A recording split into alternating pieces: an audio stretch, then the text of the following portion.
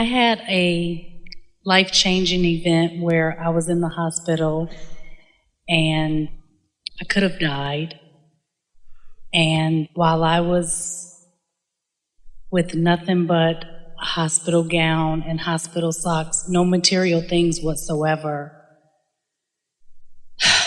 and it was just me and my thoughts, and I said, this can't be it. If my life ended today, I just felt like...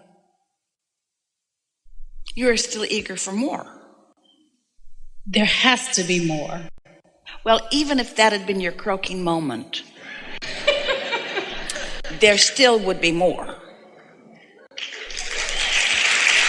But what you were acknowledging from that contrasting experience is, I want more of this. I'm not done with this. I want more sifting and sorting and deciding and vortexing and aligning and receiving and manifesting. In other words, I've come to do stuff. So what you were in that sort of state of giving in or giving up, there was a releasing of resistance where you felt clarity from your inner being that there is more for you. You're translating it a little differently than your inner being was presenting it to you, which is easy to understand under the circumstances, but you're not done with this.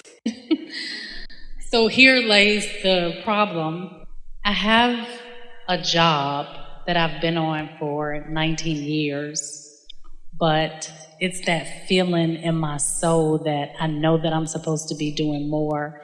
And I ask myself, why are you settling? But I don't know what to do. And I don't know if it's fear. Here's the thing that we want you to understand, and you'll hear this easily because you heard all of the other things that we've been talking about, right. So you're ready to hear this. So while you've been doing that, you haven't been settling. You've been defining and clarifying and asking. And you've filled your vortex full of improvements.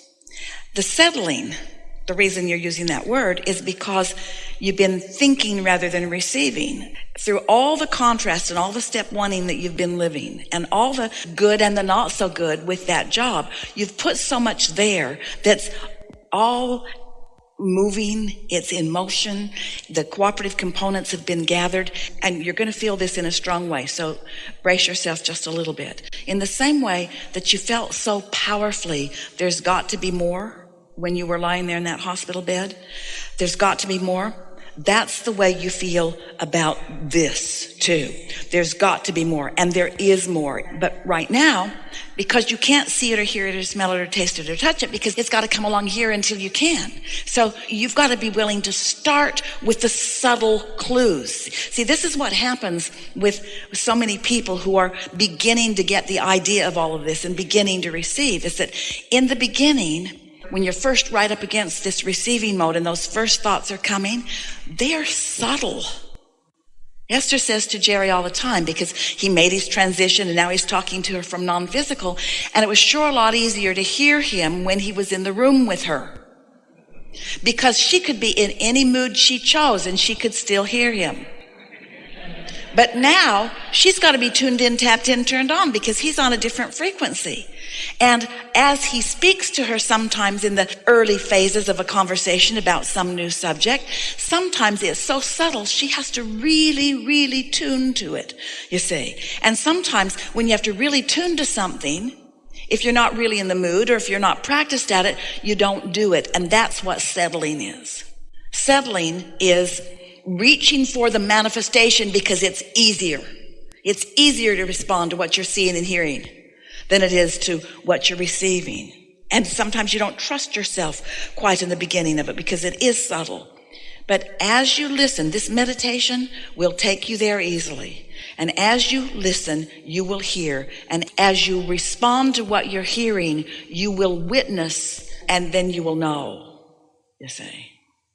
So settling is just trying to work it out the hard physical action word way, while what you're really wanting to do is tune into your inner being who knows, who will guide you Because you said, I don't know what to do or where to go or what I should be doing or how to make it work better or who I should be doing it with or where I should look. In other words, you're full of all of those questions, but your vortex is full of all of those answers. Well, you can't ask questions and receive answers at the same time. So you got to stop asking the question. You've asked it enough. And the answers are there. Now it's time to just sort of chill out, have a good time. Don't worry so much about what you're doing or not doing. You're not on the brink of croaking. That's one of the things that you took away from that your inner being is not at all offering to you. It kind of gave you a feeling of a shortness of time, and there isn't that. Or it gave you a feeling that you ought to be doing something more important, and there isn't any of that. It's just your vortex is calling you. And when you don't go, you don't feel so good. That's all. We agree with you. That time that you've spent there has been time enough to create all kinds of wonderful things. But we don't agree with you that you've settled, because if you had settled, you'd be happy in that job still. In other words, you're not settled, you're unsettled. You're not settled, you're unsettled. Unsettled is a good thing. It means you're still asking. So tune into that and watch what happens. We've been saying to audiences for a while, since we've been emphasizing meditation, pleading with you, really encouraging meditation and talking a lot about the receptive mode and getting ready to be ready, to be ready, to be ready. We've been saying to you that so far this is just words maybe. And until you actually sit and meditate and sit and meditate and sit and meditate Monday, Tuesday, Wednesday, Thursday, and know that you got detached and know that you actually accomplished that feeling of detachment, what we would do if we were standing in your physical shoes or sitting in your physical chairs, we would focus upon something in the room. Esther has a little clock that ticks. She likes the sound of that. Or you can listen to a dripping faucet or anything. The air conditioner is usually making a nice consistent sound, but just find some sound. Let's listen in this room. Is there a sound?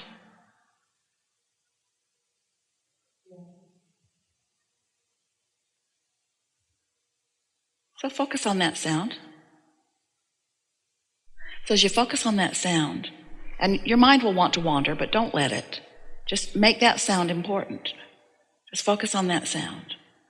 And as you do that for a minute or two or three or four or five or 10, what will happen is your mind will just settle down, because that thought is not a very big thought.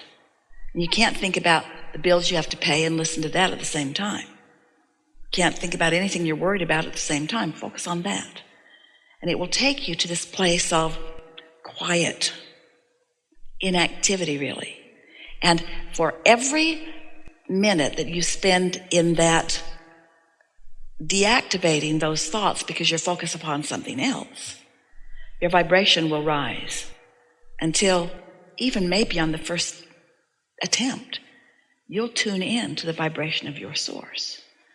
Now, when you do that, often what happens is your inner being will offer some really soft intention to you, which may result in what feels to you like involuntary movement. You may find yourself just feeling like you want to sort of flow with it. It might be in your thumb or your hands or your shoulder. Often, if you're relaxed with your head, you'll just feel yourself just sort of moving for no reason, and don't think about it. Just enjoy the movement. Esther felt like she was flying when she first experienced that.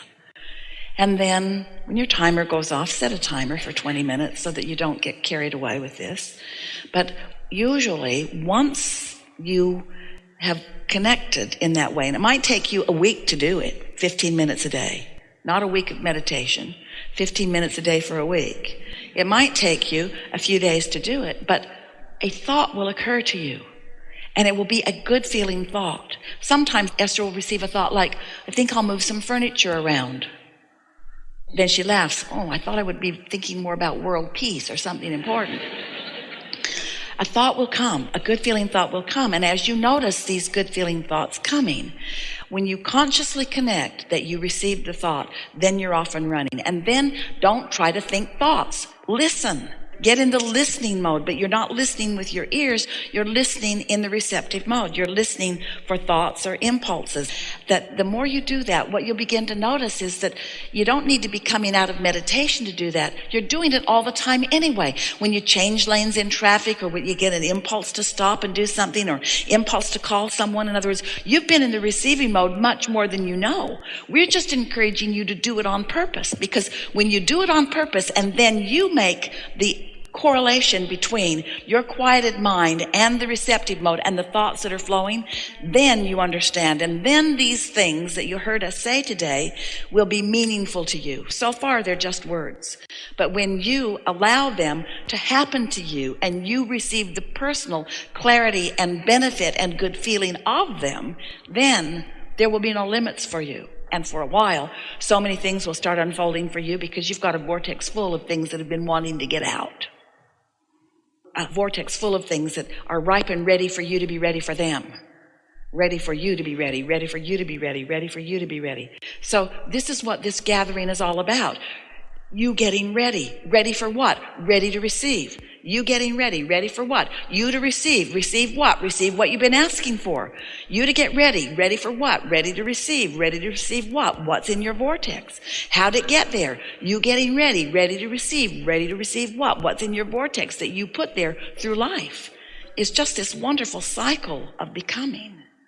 And of course, you're still wanting more of that. It takes a long time to be born again into a squatty little body with no balance and no teeth and no freedom.